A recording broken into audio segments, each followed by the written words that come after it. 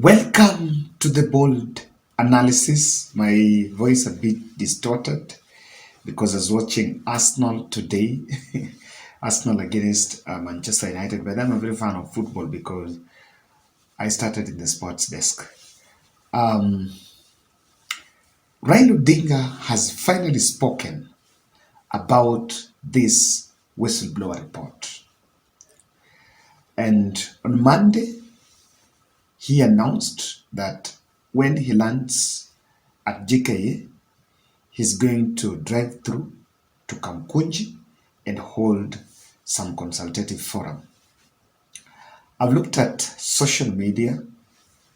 I am not seeing mobilization efforts, not even a poster, not even seeing the vocal Twitter battalion talking about the Kamkunji event.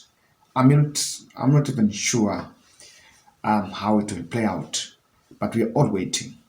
However, today I was going through social media and I bumped on an interview with a South African journalist media house, in a South African media house, and he was asked about this whistleblower. Now, his response is what blew my mind because I know most of us have been trying to look at it in the context of Kenyan election.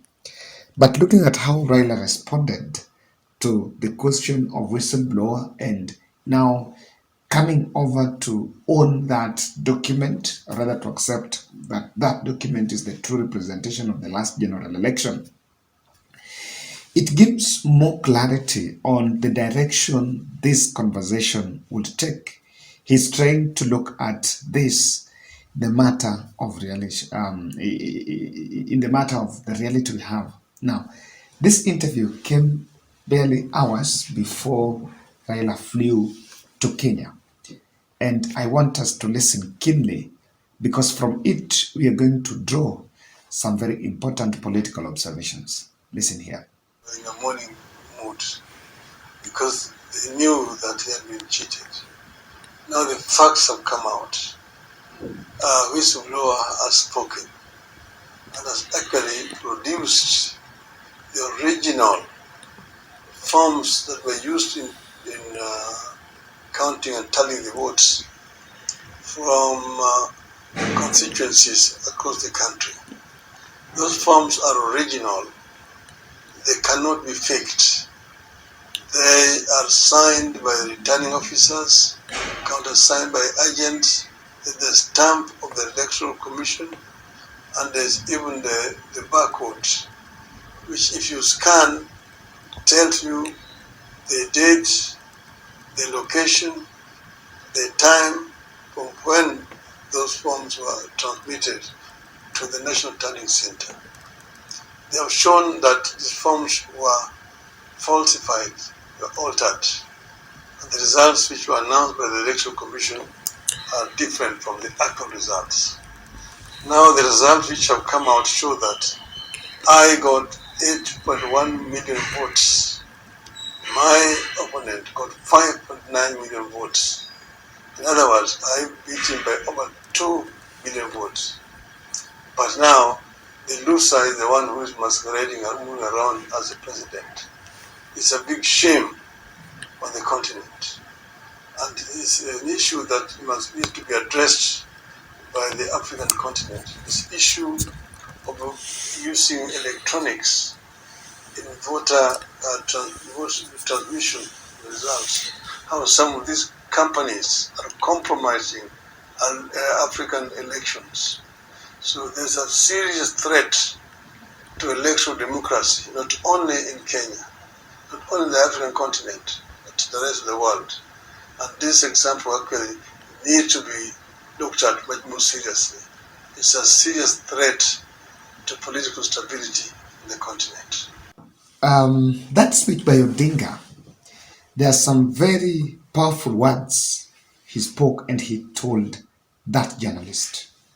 I want us to look at those words so that we interpret really well. Kindly subscribe to our channel, click the notification bell, and also watch our videos. Those who share, I want to say thank you very much for sharing with your audience. Indirectly, there is a question that Raila is answering in that interview. And that is a question that all of us in this country, back Kenya, we are asking, what next? What next has been understood by different people differently, and even here in this channel. There are those who take different angles of what next. I recently interviewed a gentleman who was in Raila's trip when you were away from America, that was back in 2017, and he was telling me kwamba walipotoka airport, there was a consensus that there was a report that they were going to State House, and that was led by Miguna by then, the general himself. But somewhere around Standard Group there, people changed that schedule was changed, and then they were just heading towards town. But it was a headless crowd without what actually was the plan. Now, I want to say something before we look at this. In tomorrow's meeting, Raila should know that the supporters are waiting for what next. The what next question must be answered. Remember, this is the next rally after the Kamkunji one.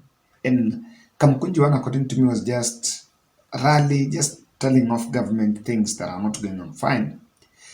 And if they go again for the second and it takes the same shape, then I can tell you that it's going to become monotonous, and people might actually now start keeping off because there will be nothing tangible from it. So from tomorrow, I expect that even if he's going to give a small brief there, then leave the place, he's going to talk more on what next and the things he said in that interview that I want us to look at. Raila is talking about Kenyan election, not just in the context of what happened in Kenya, and he's trying to give it an African view, trying to look at it as an African diplomat. Of course, that needed to take that angle because he was speaking in South Africa, and the audience there is, I know the audience is more of South African audience, or rather African audience, and wanted to appeal to it. And from the way he's revealing it, I think the Azimio team are branding, or they're looking at the mess at IBC as just a product of an international election syndicate. That he's simply saying that what happened is eroding, could be a syndicate in Africa, a syndicate that is that's been used to kill democracy in Africa. And that's why he's saying that it could be about time we try to interrogate the systems we are using, the imported systems we are using.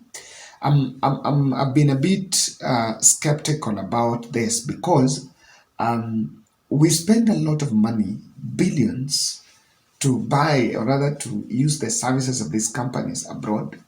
Of course, curricular report, in the spirit of curricular report that said IT should be progressive, verifiable, and transparent, and though.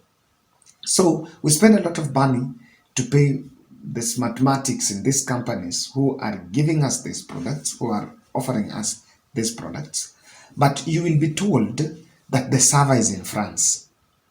I'm not an IT expert in that area, but the kind of perception that comes when someone says, I remember in 2017, the Otimofo company could not provide that server, or that it could not be opened because it was somewhere in France, which we may not understand how, but the fact that the companies seem to have a monopoly of what they run gives them a leeway that none understands to do what they want. That's I feel that the more we go, we pay, we tend to import, but there is nothing we're importing because they seem to be running our elections. So is it about time? And that's what Raila is asking. Is it about time we interrogate what we are calling electronic system of election in Africa, is it really electronic, or are we just becoming part of a syndicate?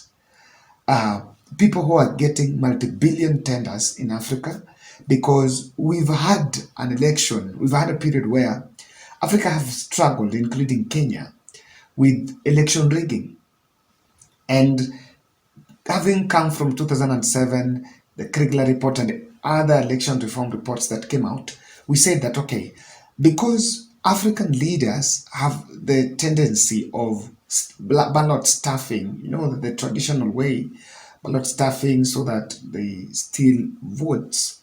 We had a very ambitious plan that when we go hybrid, it's going to stop election theft. But is it safe? So, is it safe? Are we still perpetuating the same? Or when we were manual, the African leaders will use it to cling to power.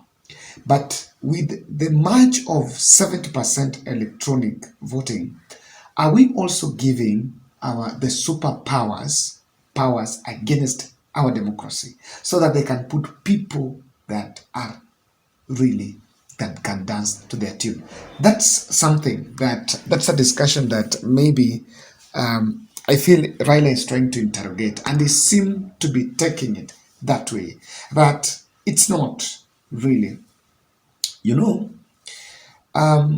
Could foreign powers be interfering with our democracy in Africa and even in Kenya through these foreign-based systems? That's the question. Is it really free? And what we need to interrogate here is, when the question of servers comes here, there are many firewalls and stories and restrictions. People in IT will use very big, create firewalls on what you can access and what you cannot access. Is it really transparent? Is it really verifiable? That's a question. Remember, the company that provided services in 2013 changed. 2017, another one. 2022, another one. I think at some point, I don't know when did we use Otimofo, then we changed to Smartmatic. But Smartmatic, I think, is the one we also used in the last general election. They provided the keys. So, what is meant to cure, and it is not a problem just here. That's the truth. It's not only in Africa where this thing is going on. If you do your research, is it Iran? There is a place. Is it Sri Lanka, Iran, Philistine?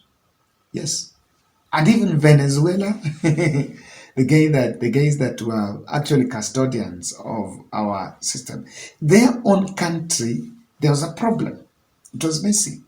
When people were doing research, I think there was also another country, and you can name them where things happen. And it's a question, and that is why we might look at that whistleblower and profile the person. He comes from US, is Raila's friend, it's this and that. But then that looks like trying to take a defensive position. But I want, and I wish that there's a new team will take that discussion that way, because that seems to be what Raila is up to now. The whistleblower could be having a deeper stake. That report could be having a deeper stake on the state of our elections.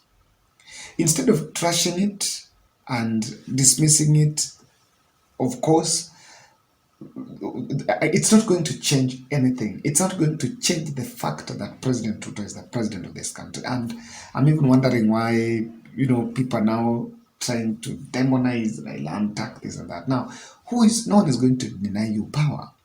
But is this an opportunity for us to take a conversation? We normally speak about candid conversation. Is it a time we have a candid conversation on what really works for us? Has it worked?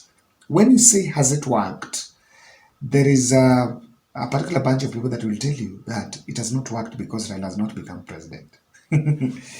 Sad enough that even if Raila will not be in the ballot, it will not happen. So if it happens when Raila is not on the ballot, are you still also going to ask, okay, this time it has not worked because of Raila? I find it a bit um, it doesn't really work for the interest of pursuing our democracy. Now, this issue, lighter at as it may,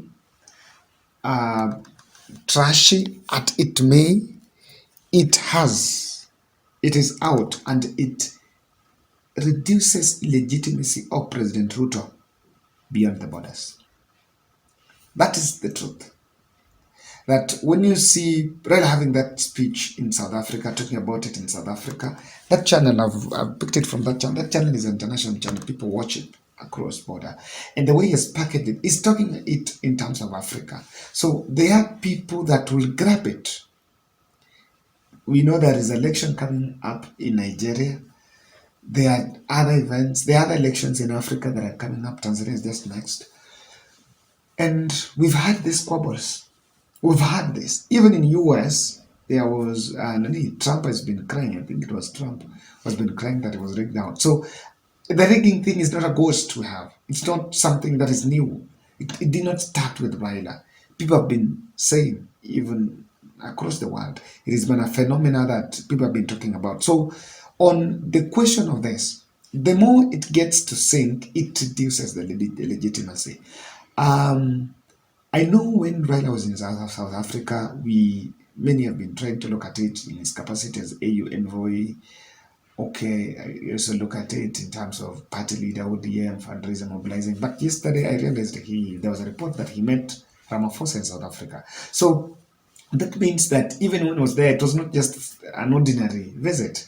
It was not just an ordinary tour in South Africa. It could be a high level engagement on this. And so it's not a surprise of what was going on. Now, there is something going on. And one thing I also see from that speech, Raila is talking about a foreign capture. The foreign capture has taken shape in different forms.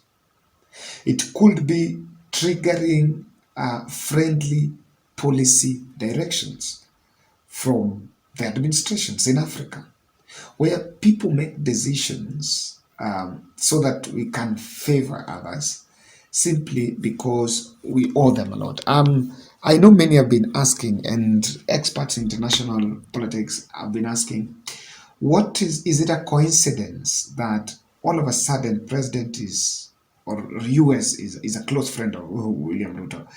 Is it all of a sudden? Is it a coincidence?